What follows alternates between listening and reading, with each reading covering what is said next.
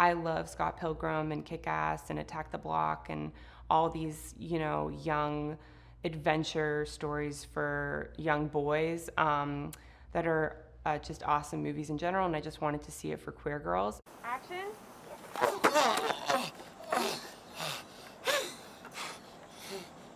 Rachel wanted to make something for young women that was pushing the boundaries of sexual comedy, because she still felt, and I agreed with her, that even though we've definitely advanced with the way women are, portrayed with comedy and sex on screen, they're still coming up against a wall of the portrayal of young women with sexual comedy.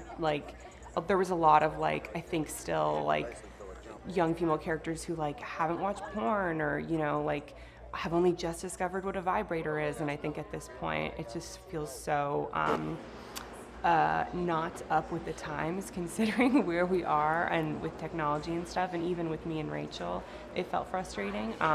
So she really wanted to make something that was more accurate to how young women actually young female sexuality, and I wanted to make something for queer girls, and we sort of came to this beautiful idea and brainstormed quite a bit together of how to find it.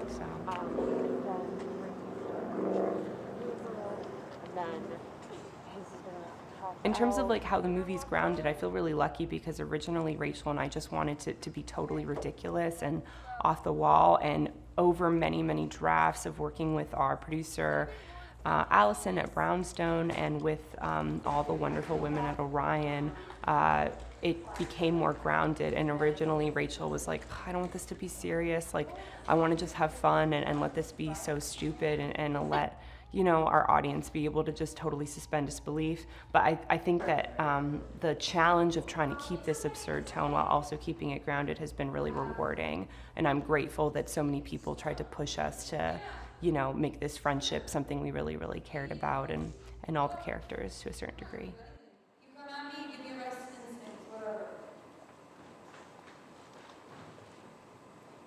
Bottoms is about two young girls who decide to start a fight club in order to try to lose their virginities and impress cheerleaders before they go to college. So it's under this sort of guise of a fake female empowerment feminist thing, but it's really just so they can have sex.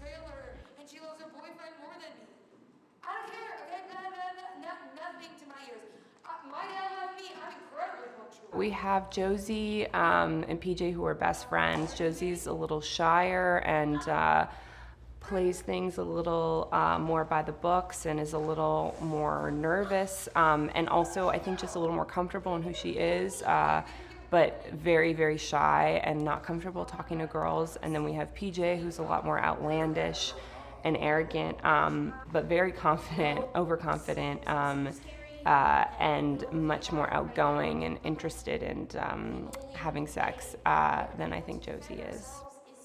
Is if we learn from each other, right?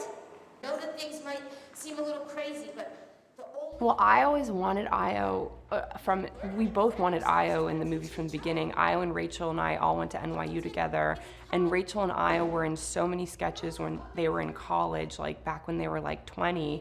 And I'd seen Io before, and I just thought she was so nerdy, and she had such a great physical slapstick sense of comedy, and was perfectly unique without it feeling stereotypical, and also just adorable.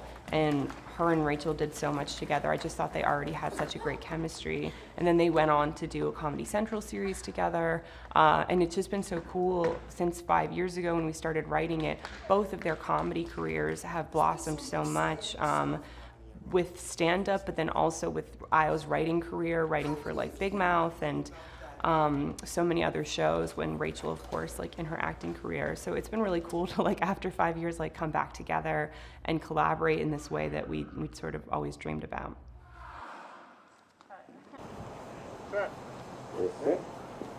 Action. I think so many of our cast members are so grounded and good at playing these characters incredibly genuinely and seriously, which I just think makes the comedy so much funnier because they truly believe, you know, in their characters and their intentions, or at least they're playing it that way. When we watched Havana's tape for the first time, we were just laughing so hard because she was playing Isabel with so much integrity and purpose, and so many of the other things we'd seen, you know, it's really, I think, natural to play these characters in a stereotypical way because that's sort of how they read on the page.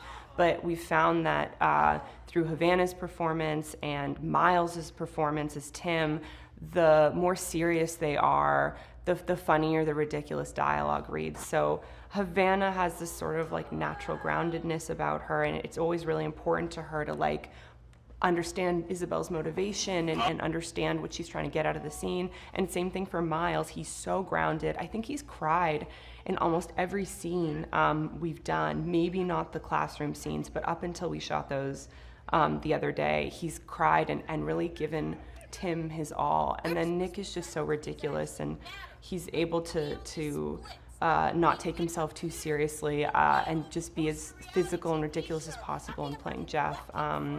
We have so many great cast members. Kaya totally understands Brittany in this sort of like mean hot girl vibe, but again, I think that like everyone has done a great job about playing a version of a stereotype but giving it a uniqueness or groundedness.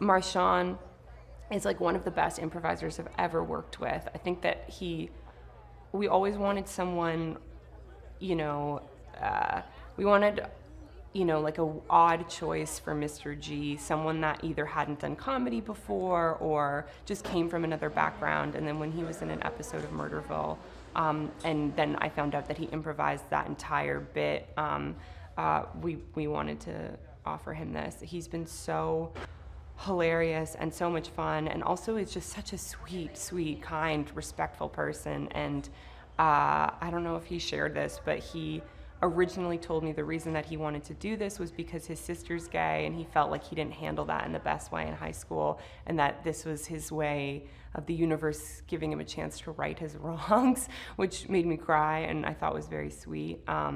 So he's been like just a joy, and has truly made everyone laugh, and including crew members, you know. Yeah, he's been amazing. Apple only mark.